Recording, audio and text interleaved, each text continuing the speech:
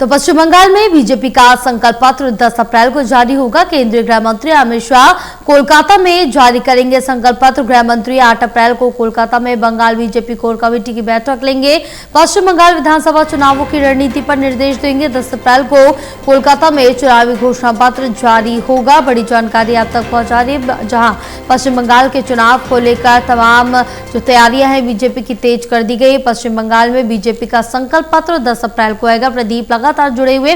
प्रदीप, जिस तरह से देखें कि तमाम जो कोशिशें हैं वो लगातार बीजेपी की तरफ से पश्चिम बंगाल में की जा रही अपनी जड़ें मजबूत करने के लिए, और जहां आज से 2-3 दिन पहले केंद्रीय गृह मंत्री अमित शाह ने कहा था कि मैं 15 दिन यहीं रहूंगा और ममता सरकार को बंगाल की खाड़ी में फेंक दूंगा। उसी के मद्देनजर रखते हुए तैयारियां जोरों शोरों पर चल रही है। 10 अप्रैल को संकल्प पत्र बीजेपी का जारी होगा।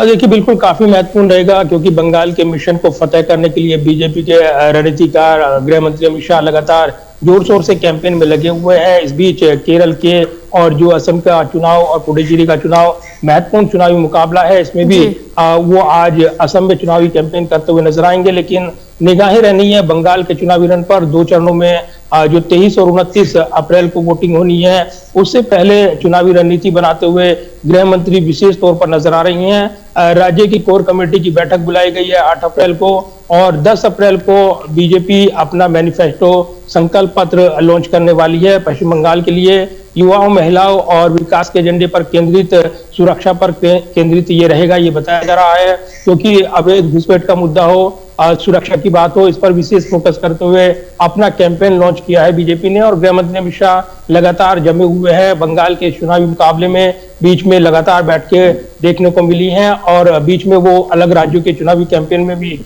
शामिल रहे हैं। तो युवाओं, महिलाओं और हर वर्ग के लिए इस संकल्प पत्र में बड़े वादे किए जाने हैं, क्योंकि मिशन बंगाल को फतेह करना बीजेपी के लिए सबसे बड़ी चुनौती बना हुआ है, और इसको इस बार आर पार की लड़ाई में बदलते हुए बीजेपी नजर आ रही है। उनके मुख्य चुनावी रणनीतिकार गृह मंत्री अमित शाह वो नजर आ रही हैं, लिहाजा बीजेपी के मैनिफेस्टो पर नजर रहने वाली है।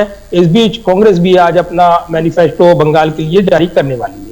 हाँ बिल्कुल प्रदीप, आप बने रहें, आगे और भी आपसे जानकारी लेंगे।